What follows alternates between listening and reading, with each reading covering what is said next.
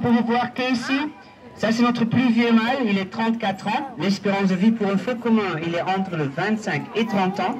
Et vous pouvez reconnaître bien Casey par les yeux blancs. En cause de son âge, il est déjà aveugle, en cause d'une maladie des yeux. C'est très commun avec les animaux très vieux. En dan hier hebben we ook ons Nilo. Ici Nilo. Ça c'est le jeune mâle, dat is een van onze jongere mannetjes. Wij werken namelijk met onze dieren voor verrijking, maar ook voor educatie en onderzoek. En een van de andere belangrijke redenen waarom wij werken met onze dieren is namelijk voor een betere verzorging. Alors nous allons travailler avec nos animaux pour la recherche, l'éducation, c'est très important, mais aussi pour l'enrichissement et pour leurs meilleurs soins. Ça commence quand les phoques sont petits, quand ils ont assez de confiance dans l'essoyeur, c'est l'essoyeur qui va donner des poissons. Et chaque fois qu'on va donner un poisson, on va siffler. Et comme ça, l'animal va comprendre bien que le sifflet veut dire très bien. Goed, we beginnen daar namelijk aan. Als de zeehond klein is en als hij genoeg vertrouwen heeft in die verzorger, komt hij dichterbij. Dan gaan wij visjes geven aan het dier. En telkens dat wij een visje gaan geven, gaan we op een fluitje blazen. En op deze manier gaat het dier snel weten dat het fluitsignaal iets heel goed betekent.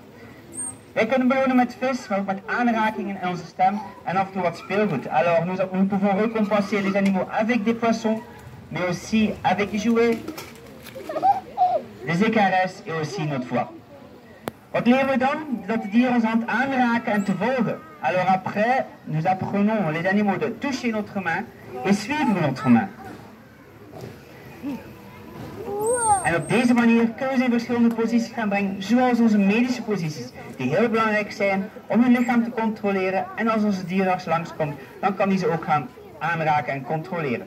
De down-positie kunnen we ze overal aanraken, we kunnen bloed gaan nemen, temperatuur nemen en zelfs de nagels knippen.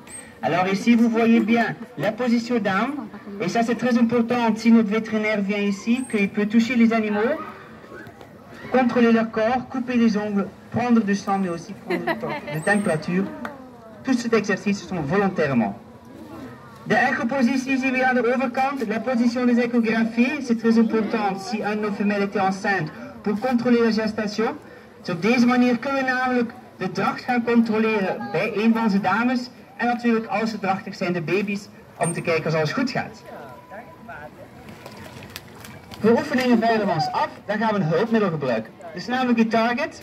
Dat is een stok met een bootje. En zoals de zeehond geleerd heeft om onze hand aan te raken, heeft hij ook geleerd om het bootje zowel onder als boven water te volgen. Alors le phoque a appris pour suivre le bout sous et au-dessus de l'eau. Et comme ça nous pouvons expliquer bien qu'est-ce qu'il doit faire. En met die target kunnen we ze natuurlijk gaan uitleggen wat er van hen verwacht wordt. En hebben ze het goed gedaan, dan gaan we ze daar heel goed gaan belonen. En als we kijken naar de spinnen van een van onze dieren. Alors nous va montrer une fois la vrille. 1, 2, 3, kijk maar even heel goed. En geven we een David applaus, een groot applaudissement pour Nino. En met deze sprong komen we nog eventjes dichterbij met onze dieren. Want we hebben een heel belangrijke boodschap. De dieren hier in ons park zijn de ambassadeurs voor de dieren in de natuur. Heeft u het geluk om deze dieren te zien? Blijf op een afstand, want een van de bedreigingen van deze dieren is namelijk de verstoring van het leefgebied door wij, de mensen. Probeer ze niet aan te raken, ze kunnen bijten en de dieren op de strand zijn om te rusten en voor de baby's te zorgen. Als wij te dichtbij komen, is dat jammer genoeg niet goed mogelijk voor hen. Alors nous allons encore un message important pour vous. Les animaux ici dans notre parc, ce sont les ambassadeurs pour les animaux dans la nature. Et un des dangers pour eux, c'est vraiment la perturbation de leur habitat par l'homme. Si vous avez des chances de voir ces animaux dans la nature, restez en distance, pas essayer de toucher. Ils peuvent mordre très fort, mais aussi les animaux sur les plages sont là pour se reposer et pour soigner les petits. Et si nous approchons trop, c'est pas possible pour eux. En dan heeft nu nog een kleine sprong voor jullie voorbereid. Alors Nuno va montrer encore un saut de lui à vous. Est-ce que je peux bien un grand applaudissement pour Nino? Geef hem alvast maar een David applaus, Nino!